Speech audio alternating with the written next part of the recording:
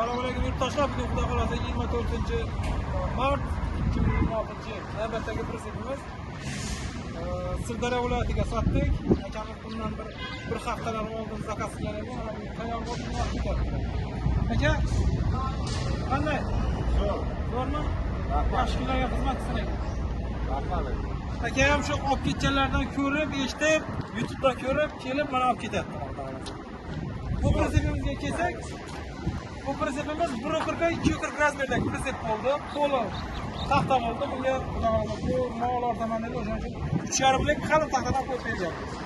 Moshni qilib, 15 lik lastikli balon, zapascha balonni bemalol tushadi. Tartiblarni o'rnatganmiz.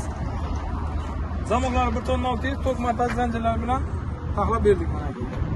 Shunga shunday prezidentlar kerak bo'lsa, bemalol telefon qilib bog'lanaverasizlar. Vazirimiz Jizzax viloyati G'arg'arov tumanidan.